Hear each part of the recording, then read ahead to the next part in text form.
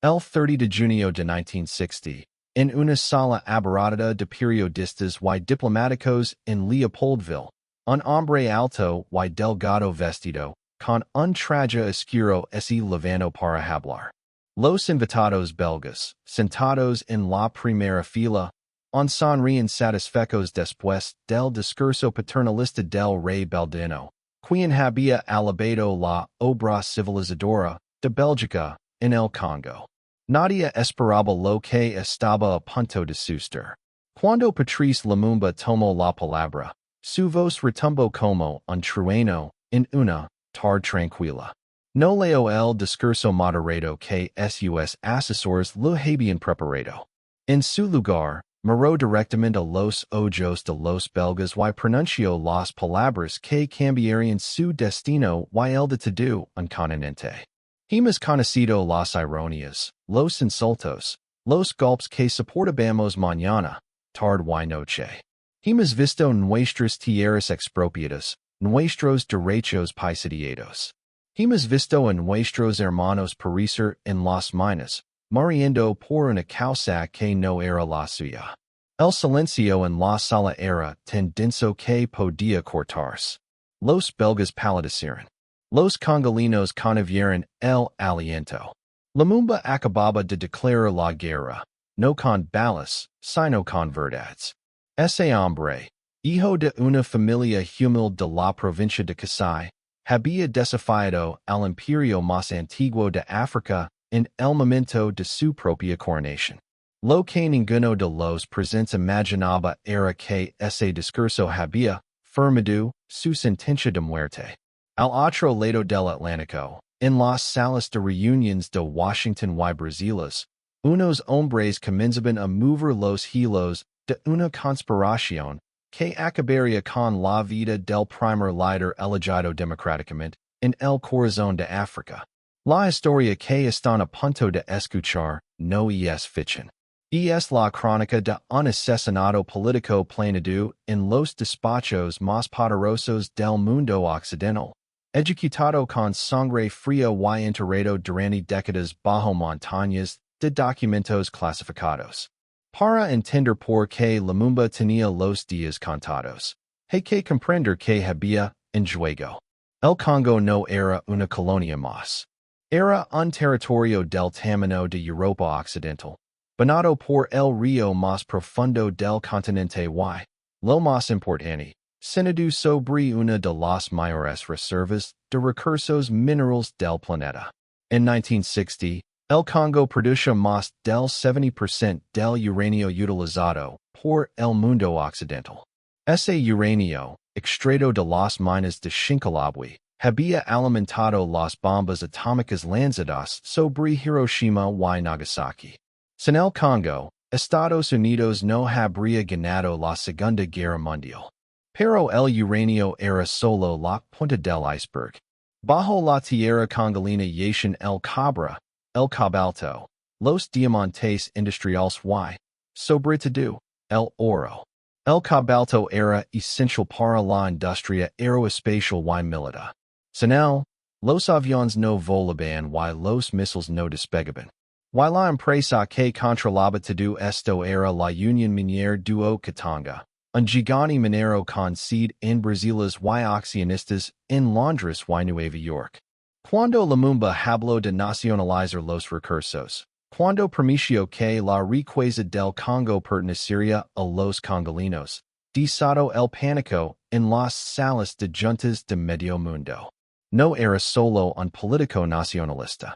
Era una amenaza existencial para el sistema económico que había explotado África durante siglos. Mientras Lumumba celebraba la independencia en las calles de Leopoldville, en Brasiles se reunían los directivos de la Unión Minera. En Washington, Alan Dulles, director de la CIA, seguía cada movimiento del líder congolino con creciente preocupación. En Londres, el MI6 compartía informes con sus aliados estadounidenses. Todos llegaron a la misma conclusión. Lumumba debía desaparecer. El problema era que Lumumba era inmensamente popular. Había llegado al poder mediante elecciones libres, algo inusual en la África postcolonial.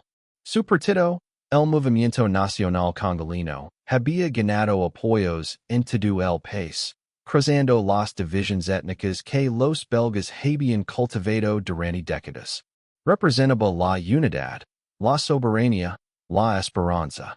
Y eso, para las potencias occidentales en plena Guerra Fría, era precisamente lo más peligroso. Apenas 2 semanas después de la independencia, el Congo se desangraba. El ejército se amotinó contra los oficiales belgas que, en lo comandaban. La provincia más rica, Katanga, declaró su secesión liderada por Moïse Tshombe, un político titera apoyado por la Unión Minière y por mercenarios belgas. Lumumba se encontró atrapado entre dos fuegos.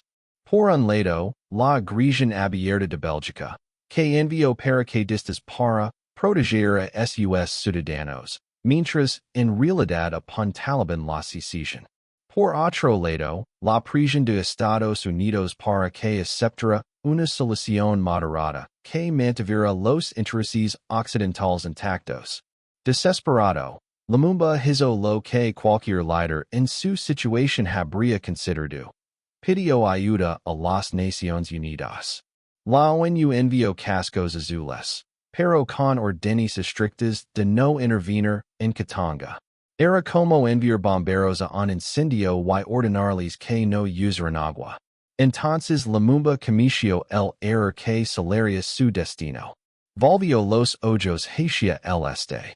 El 14 de julio de 1960, Lumumba envió un telegrama a Nikita Khrushchev, líder de la Unión Soviética, solicitando asistencia militar. La Unión Soviética respondió enviando aviones, camiones y asesores técnicos. Para Washington, esa fue la confirmación definitiva. Lumumba no era un nacionalista incómodo. Era un comunista encubierto que estaba entregando el corazón de África a Moscú. El 18 de agosto de 1960, en una reunión del Consejo de Seguridad Nacional en Washington, el presidente Eisenhower escuchó los informes de sus asesores. Lo que se dijo exactamente en esa reunión permaneció clasificado durante décadas. Pero años después, un testigo clave, el coronel del ejército Robert Johnson, declaró bajo juramento que escuchó a Eisenhower declarar claramente que Lumumba debía ser eliminado. Esa misma semana, Alan Dulles envió un cable cifrado a la estación de la CIA en Leopoldville. Las palabras eran frías y precisas. La alta dirección ha concluido que la eliminación de Lumumba es nuestro objetivo más urgente y prioritario. La máquina de muerte se había puesto en marcha. En los laboratorios secretos de la CIA, en un edificio anodino de las afueras de Washington, los científicos trabajaban en el método perfecto. No podía ser un disparo. No podía ser un accidente obvio. Tenía que parecer natural. Una enfermedad repentina. Algo que nadie pudiera rastrear hasta sus verdaderos autores. La elección fue un veneno biológico. Una toxina mortal, indetectable en autopsias, que causaría una enfermedad fulminante. Algo que imitara los síntomas de una fiebre tropical común. El agente encargado de la misión fue Sidney Gottlieb, el químico jefe de la CIA, un hombre con ojos de científico loco y la convicción de un cruzado. Gottlieb preparó personalmente el veneno y viajó a Leopoldville para entregarlo al jefe de estación, Lawrence Devlin. Devlin era un veterano de la Guerra Fría, un hombre que había visto morir a docenas de personas en nombre de la libertad. Pero incluso él dudó cuando Gottlieb lo puso en las manos el frasco con la toxina. No por escrúpulos morales, sino por la dificultad logística. Como envenenar a un líder rodado de guardaespaldas, en un país sumido en el caos. Devlin buscó a un agente local, alguien que pudiera acercarse a Lumumba. Encontró a un hombre, un congolino con acceso a la cocina del líder. Pero cuando el agente vio el frasco, Cuando comprendió lo que le pedían, ese negó. No por lealtad a Lumumba, sino por miedo. Sabía que si algo salía mal, su familia pagaría el precio. El plan del veneno fracaso. Pero la CIA no se rindió. Simplemente cambiaron de estrategia. Mientras tanto, en el Congo, Lumumba era cada vez más débil. La ONU no lo ayudaba. La URSS estaba demasiado lejos. Sus aliados africanos eran pocos y débiles. Sus enemigos, dentro y fuera del país, se multiplicaban. El 5 de septiembre de 1960, el presidente Joseph Kasavubu, un aliado de los occidentales, anunció por radio la destitución de Lumumba. Era un golpe de estado legalmente dudoso, pero Lumumba respondió destituyendo a Kasavubu. El país tenía dos presidentes y un parlamento paralizado. El verdadero golpe llegó el 14 de septiembre. El coronel Joseph Desire Mobutu, un joven oficial ambicioso que había sido pagado por la CIA durante meses, tomó el poder en un golpe militar. Mobutu permitió neutralizar a todos los políticos, pero sus soldados rodearon la casa de Lumumba, no la de Kasavubu. Lumumba quedó bajo arresto domiciliario, protegido únicamente por un cordón de cascos azules de la ONU que, paradójicamente, impedían que Mobutu lo arrestara pero no que lo vigilaran día y noche. Part 5. La noche de los cuchillos largos. La noche del 27 de noviembre de 1960, Lumumba tomó una decisión desesperada. Engañó a los soldados de la ONU. Saltó una tapia y huyó de Leopoldville, en un coche con su esposa y algunos colaboradores. Su objetivo era llegar a Stanleyville, su bastión político, en el este, donde controlaba un gobierno paralelo. Durante 3 días, Lumumba avanzó por carreteras secundarias, escondiéndose de los controles militares. Pero la lluvia, el hambre y la traición llegaron en su contra.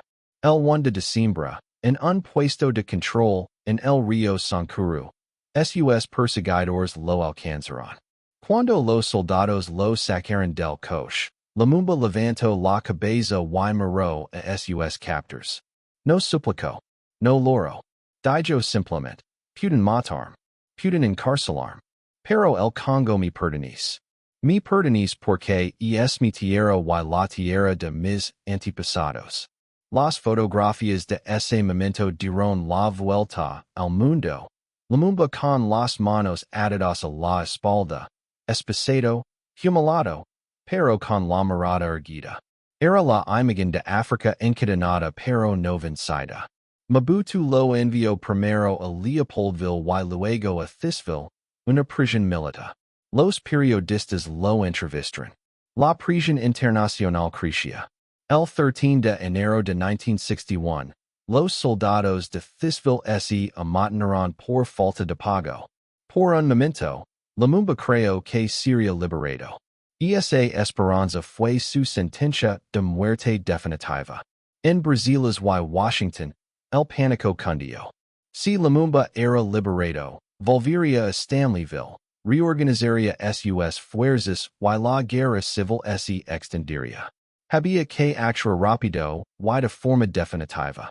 El 17 de enero de 1961, un avión DC fue despegó de Leopoldville con destino desconocido. A bordo iban Lumumba y 2 de sus colaboradores, Polo y Oquito. Estaban espesados, golpeados, hambrientos. El avión aterrizó en Elizabethville, capital de Katanga, la provincia secesionista.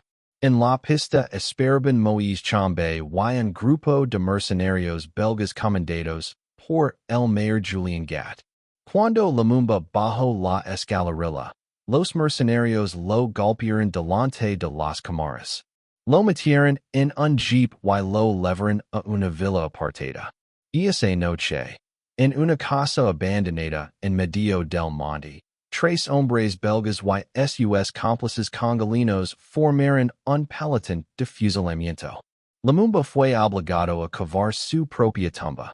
Sus últimas palabras, según el testimonio de uno de los verdugos, fueron, moriré con la conciencia tranquila.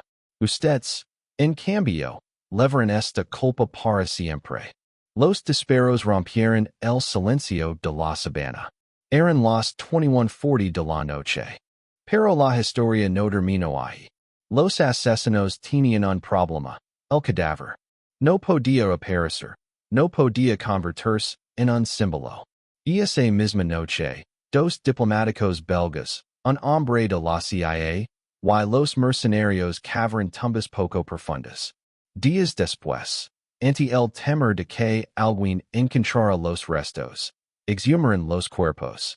Los desmembraron con sierras. Los rocharon con ácido sulfúrico. Quemaron lo que quedaba hasta reducirlo a cenizas. Y las cenizas, según confesaría décadas después, el comisario belga Gerard Sot, fueron arrojadas a la tierra, al viento, para que nunca quedara rastro. Patrice Lumumba, el primer líder legítimo del Congo independiente, desapareció de la faz de la tierra como si nunca hubiera existido. Pero su nombre, su historia, su lucha, no pudieron ser borrados. Tardó más de 40 años, pero la verdad salió a la luz. En 2001, una comisión parlamentaria belga admitió la responsabilidad de Bélgica en el asesinato. Documentos desclasificados de la CIA confirmaron la participación estadounidense. En 2022, el rey Felipe de Bélgica expresó su profundo pesar por las heridas del pasado. Pero las heridas de África no se curan con palabras. El Congo, rico hasta la obscenidad, sigue siendo uno de los países más pobres del mundo. Los recursos que Lumumba quiso para su pueblo siguen alimentando las economías de los mismos países que lo asesinaron. Y en una pequeña plaza de Kinshasa, hoy llamada en su honor, los congolinos admiran la estatua de aquel hombre delgado y alto que un día se atrevió a decir la verdad ante los imperios. Una verdad que le costó la vida, pero que lo convirtió en inmortal. Porque Lumumba no está muerto. Lumumba es cada congolino que sueña con un futuro mejor. Lumumba es cada africano que se levanta contra la injusticia. Lumumba es la conciencia de un continente que, pisa todo, sigue en pie. Y mientras haya un solo ser humano dispuesto a luchar por su dignidad, Patrice Lumumba seguirá vivo.